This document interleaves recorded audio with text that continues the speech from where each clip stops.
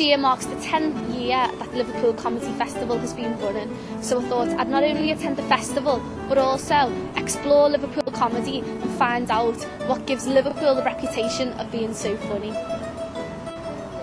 Why is Liverpool so funny? Why? And we try to analyse it. It's very difficult to analyse. It is, well, people just say to me, where do you get your material from, joke-wise? I said, you've only got to go into a Liverpool pub and they'll give you all the material you want. You need, definitely.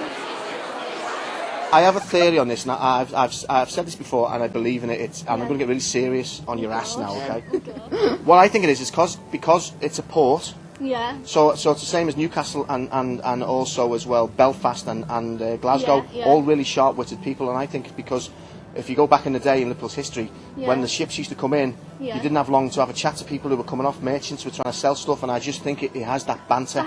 It developed a banter. It was very matriarchal. I'm very kind of up on my history of Liverpool, so it was a really matriarchal thing. All the women were out there selling and getting all the money and getting the food and stuff, and I just think that if you've got, I don't know, 30 seconds to get someone who's just come off a ship and is going that way and you want to try and sell them something, you develop a banter, and I just think it's a genetic thing that we're sharp-witted and we're quick-witted because that's the way we were brought up, that's the way it's in our genes. That's what I believe. Now, like, it could be nonsense. It could be, but I think even now, like, you only have to look at, like, taxi drivers and everyone just seems to have that same sense of humour. Everyone has an opinion. Yeah. They're not backward and coming forward in Liverpool. People used to say to me, oh, Liverpool, you must love playing Liverpool. I do love playing Liverpool, but they give me no breaks at all. They give no Liverpool actor break whatsoever. If you ain't good enough, they'll go, really, he's rubbish.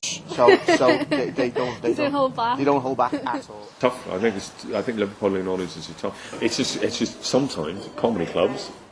It's like you say, you've got to go. No, we are funny. Are you funny? There are people who say that Liverpool's a harder place to play. Yeah, the old thing because everyone's a joke here, so you've got to be better than them.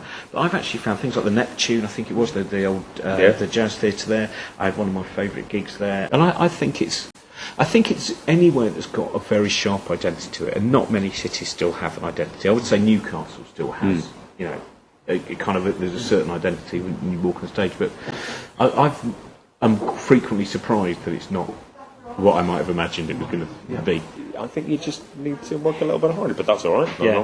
When you say Scouse humour, everyone sort of knows what you mean. It's so kind of the one-liners and the wittiness of it is so brilliant, and we've got a different sense of humour in Liverpool because we've had to rough it, and I think that's what it is. It's a city that laughs in the face of adversity, you know. I think that's what it is with the city. Everybody just goes get on with it, but have a laugh rather than if you didn't laugh you cry. Yeah, so that's the Liverpool attitude, I think.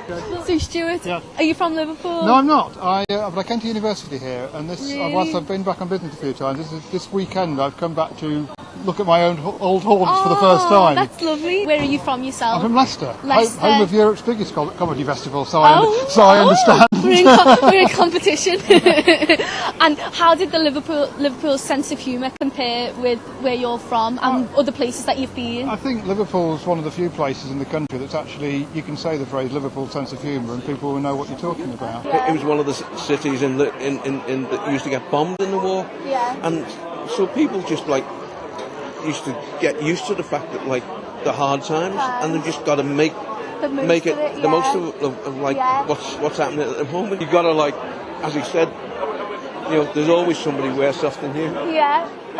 Whatever you're doing, and I think that's what humour is really. You know, just being happy with yourself and laughing at yourself. Yeah, and laughing at yourself, and not be scared about taking the mickey out of you. That's definitely it. Which a lot of people have done for me.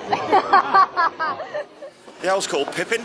Pippin. And Pippin is a tawny owl.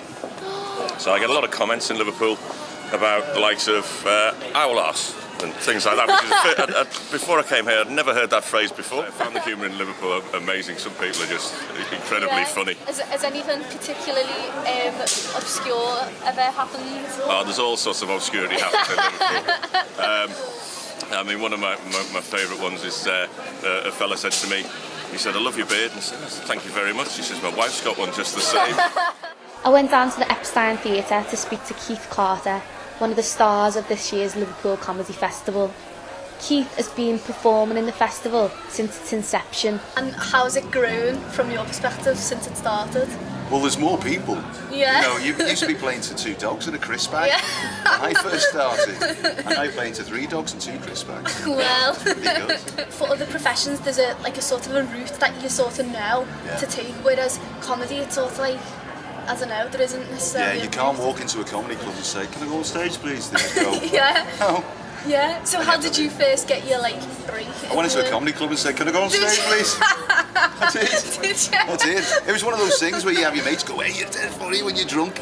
So I went on drunk, and I was dreadful, absolutely dreadful. And the compere said, "Never try comedy again." You joking? That was it. That was red rag to a bull to me, you know. So I had to do it. I had to prove a point. Yeah, definitely. And tell us about your act. My act. Oh, well, I play a character. It's years ago when I used to sign on.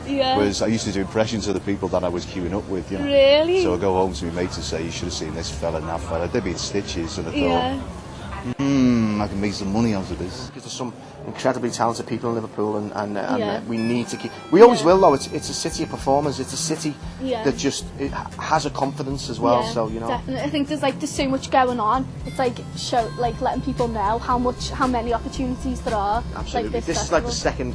You know, in the 60s they had the Mersey Beat, so they used to win the Beatles and all these bands, and it was really vibrant and thriving. And I think this is sort of the second time that it's happened this big. I mean, after the capital of culture, everything has just flown now in Liverpool, and it's got its kind of swagger back, Liverpool, and people are really enjoying being here. So definitely. Well, it's the first time Ken Dodd's been lost for words, so I'll do all the talking. I've had a fantastic time exploring Liverpool's unique sense of humour, as well as speaking to some of the fantastic comedians that have helped put Liverpool comedy on the map. It's been fantastic, and I think it's also great that we've got Liverpool Comedy Festival to help celebrate the talent that we've got in the city. Thanks for watching. Don't forget to like me on Facebook and check out my videos on YouTube, and I will see you next time. Click on one of my other videos on screen to check out where else I've been.